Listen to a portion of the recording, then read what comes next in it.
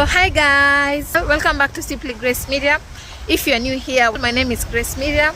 I'm a registered nurse from Kenya who is currently working in the UK. So guys, today I'm just walking and I'm going to the hospital because I need to do some account reset. I need to activate my account because I was there on Monday and tried to do all those details, tried to reset my account, but unfortunately it wasn't able to reset. I think they deactivated my account. So I think that maybe if you stay out for quite some time, because I've been out since March of this year, so that's almost 6 months plus. So I think when you stay out for quite some time, then they're going to deactivate your account. So what I was told to do is that I need to contact my manager because they can't be sure if you are truly an employee of that account, or maybe you shifted to somewhere else. So they have to work through your manager. So they told me to tell my manager to send them a link or a message sort of, so that they can give me the login details back. So that is what I did. I was there on Monday and that is what I did. So my manager already done send them the message and everything, so I have the details to log in. So that's why I've decided to go there. Today is on a Friday. It's about almost 11, so I've just decided to rush there because today my son is coming out of school at about 1:30, so I have to be very, very quick. Where the hospital is and where I live is not quite a big distance, almost like less than 20 minutes walk. Yeah, so I'm just rushing there to do all those stuffs, and I've also got to see on what trainings I have left to do, so that I can try and do some of it before I go back, because you know, the minute I step into that hospital, I need to have done like there are those trainings that you really have to do, like the first aid and everything. So you really have to like have the training up to date, and that's why I'm struggling to do that thing before I go back to work in less than 3 weeks. So I'll just be walking to the hospital, and I just needed to tell you a story. I just remembered a story that I just wanted to share with you guys. Maybe you can learn a lesson from it, one or two. So guys, let me tell you that childcare here is not something to joke about, and it's very expensive. So before you even try, it's raining. Oh guys, it's raining. I think I'll have to record later. Let me go. I'll come back and record it after I'm done with doing all the stuffs. Yeah, so guys, I'm back again, and I'm just coming from the hospital. I've done all my bits that I had to do today. I've done all the reset of my accounts, and now everything is ready for me to go back to work. So I think it looks like it wants to rain again, so I just have to hurry up with my story so that I can finish it before it starts raining. And when I get home, it will be almost time to get my son, so I won't be able to record anything. So I'll just try my best. It was on February, I think February or March, Feb or March of this year, just some few weeks before I started my leave. I had a training to attend. So normally here, once you're employed, there is some training that you need to undergo. There are some that takes each year before they expire. There are some that take several months, and also there are some additions, like the ones I just said I was going to check. The ones that I'm pending, I've checked, and I need to work on them. On this particular day, I was due for my training, and there are some trainings that you have to do online, and those ones that you have to go physically to attend them. So it was on a weekday, and normally my son goes to, he was still in nursery, where he had to attend his nursery between 2 and 5. My training at that day was scheduled for 2 hours, 12:30 to 2:30. What I did is that I have a friend here who is also a Kenyan. She also has her baby that goes to the same school at the same time with my son.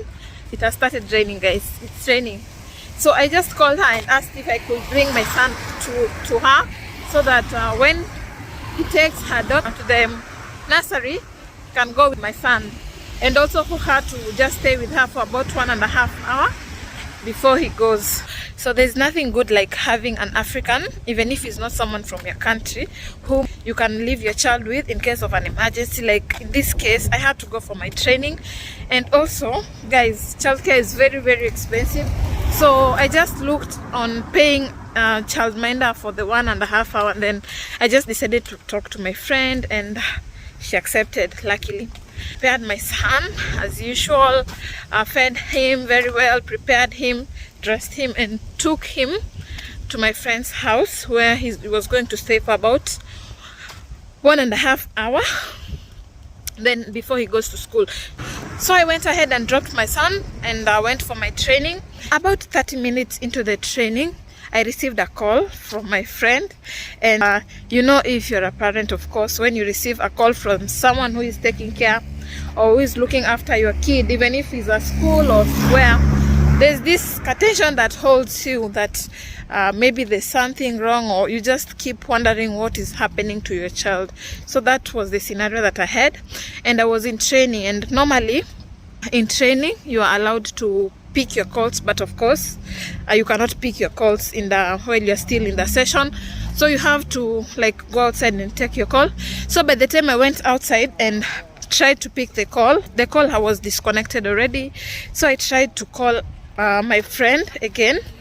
Call went straight to voicemail, so I kept on wondering what is happening, and I just felt like maybe he's contacting the dad and telling him whatever had happened.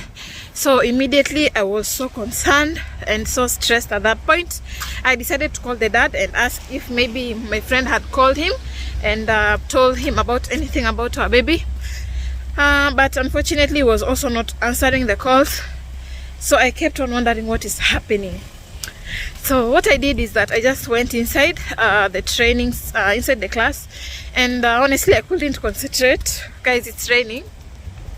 I couldn't like concentrate on whatever was being taught. So I was just there, but my mind was on what is happening to my baby. On texting, and after some time, so the dad told me that the police had been called, and that they had my son. At that point, it's like my heart stopped. I was like, what happened? So I tried to text my friend again just to inquire of what had happened, but she wasn't responding. I asked again, and I was told that now he's in school. So at least I calmed down a bit, and just finished my training, because I had to finish it. Unless it was really, really an emergency, I had to finish it so that they can sign me off that session. Went straight to my friend's house. And my friend told me that the police was called on her. So what happened, guys, is that my friend was inside her house. He had already prepared my baby and her baby to go to school. So my son, since he's a very stubborn boy and loves school, actually he loves school, so he was just ready to go. He went ahead and opened the door when my friend was still upstairs doing some other things. He went ahead, opened the door, and ran outside, ready to go. The police was called on us. It was not 1 or 2, I think it was 3 or 4 guys, 3 or 4, coming to rescue a child who had been abandoned on the road and almost being hit by a car. So guys, I've just arrived at home, and I'll try to finish the video before I sit down. So I was at the police were called on us, and it wasn't 1 or 2, just like 3 or 4. So after they were called, they came in within less than 5 minutes. The police were there already, and it wasn't funny. It wasn't funny. So the police were there.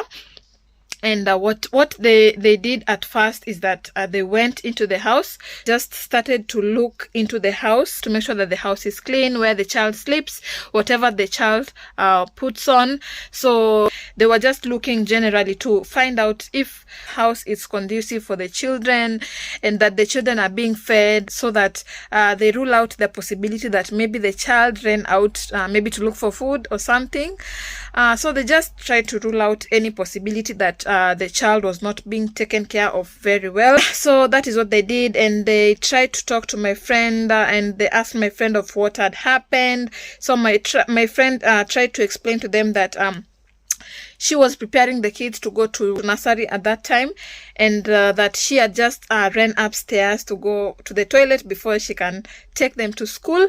And that's when my son took her backpack and ran outside the door to the road, and that's how the police were called. The mistake that she had made is that she had not closed the door with the locks, the top lock where the child cannot reach, because my son is a bit tall. These locks able to like open them. We're just advised to like have the top lock so that we can lock the door and make sure that he doesn't open the door. We thought that maybe the case had ended there, because the police said that this situation should never repeat itself, and we said true, it will never repeat itself, because we don't, no one of us want to lose our child. You can't imagine coming here with your baby and then losing your baby to the government. It's not even funny, and it's not worth it. So we thought that the story had ended there, and that we didn't have to like deal with anything. But unfortunately, I don't know how this information transfers. Honestly, I don't know. But the dad was already there, because he had already known about the story. So he came a bit early, took my son to school. And before that, guys, the police also looked for any marks on the children in case there's any injuries. So if you come here and you're used to like we Africans, maybe those people who are used like caning their child, smacking them, so it's not allowed here. So they were looking for any injuries, any bruises, just to make sure that the child is not being abused physically, emotionally, or any psychologically, just to make sure that the children are safe. And that's one of them. They did not find any marks on the children, and they found out that the children are being fed, that the place that the children are living is quite a conducive place. So that is one of the reasons that they just let this matter slide at this time, and made sure that this situation is not going to repeat itself. When they had gone to school, upon me picking them up, found out that even the school was already aware of this situation. So we were just questioning ourselves of how the school had found out, because we had not said anything about this situation. We had not talked to the school about this situation, but they had already known. So we were like, how have they found out? But we did not ask. So we just assumed that this information passed by. Maybe they asked about the school, because my friend told me that they took the details of the children, their names, the name of the parents, the phone number, and the school of which the children were going to. So I think maybe there was a communication between the police and the school there. So I'm not sure about how the school got to know about it. So the management of the school told us that this case has to go up to social services, because it is their responsibility to make sure that once this case has been presented to them, that they involve the social services and maybe safeguarding if needed, so that they can make sure that the children are safe. Guys, so I was like, now this case is becoming very, very serious. But I said, since we had not done like anything wrong, it was just a mistake that someone can do, maybe just forgetting something for 1 second, and something bad happens. Just say that it's okay, they can involve whichever department they want, and we are going to just follow as to what they're going to tell us. So they involved the social services, and we were called. So my friend was also called. I was also called by the social services to find out what had gone wrong.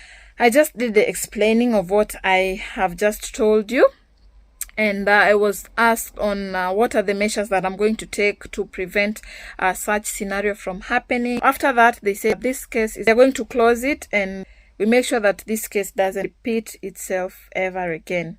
I would just like to let you know that childcare here, or anything to do with the children, is taken very, very serious. So when you come here with the children, just make sure that you look after them very well. If your child are going to school, make sure that they're dressing very well, they're well fed, they're adding their weight, like they just look neat and very healthy kids. And make sure that you don't smack your child with any objects or anything. So because when they're in school, the teachers keep on asking them several questions. So if they find out that maybe you're smacking your child, or your child has got bruises, your child is not being fed, then they're going to involve the safeguarding and the social services. And it's not a matter that anyone would like to get involved in, because it's such hideous, and if not taken into account, they can take your child from you, guys. They can take your child from you. But that was it. It was just a story that I needed to let you guys know, and maybe you can learn from us and make sure that your child is safe. When you're in the house, your doors are always locked. If you have a very playful child like mine, make sure that your doors are always locked so that they don't run outside, because most of these houses here, they are just across the road, and it's very easy for a child to just get out of the house and start running from nowhere. So just make sure you look into that, guys. So that was it for this video. If you haven't subscribed, guys, please make sure that you subscribe to this channel. We are now road to 500. Thank you so much, guys. I love you. Goodbye. See you on my next video.